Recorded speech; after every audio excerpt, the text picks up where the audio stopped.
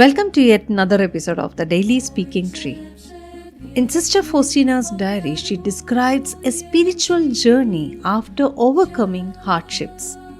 The soul becomes purified and gains a deeper connection with God. It experiences moments of perfect union with God, but also faces challenges and needs patience during trials. This path of spiritual growth is a lifelong process. There will be stumbles and shadows, but with each hardship weathered, the soul emerges a little brighter, a little closer to the divine light. The journey may be arduous, but the destination, a life infused with grace and a profound connection with the divine, is a reward beyond measure. Let's read the diary. 1:15. How pleasing are the hymns flowing from a suffering soul.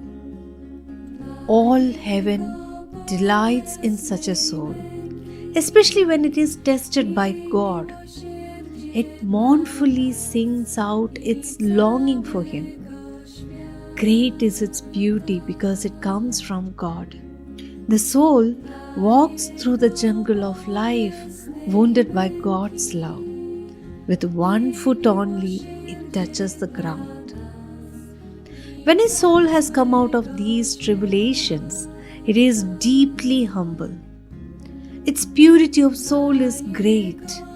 It knows better without need of reflecting, as it were, what it ought to do at a given moment and what to forbear. It feels the lightest touch of grace and is very faithful to God. It recognizes God from afar and continuously rejoices in Him. It discovers God very quickly in other souls and in its environment in general. The soul has been purified by God Himself. God, as pure spirit, introduces the soul to a life which is purely spiritual. God Himself has first prepared and purified the soul.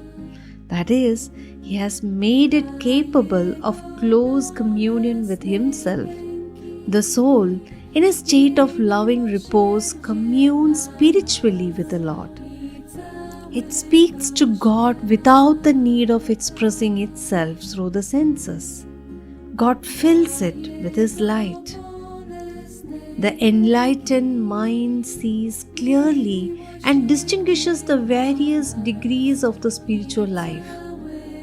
It recognizes when its union with God was imperfect, where the senses were involved and the spirit was linked with the senses in a manner exalted and special.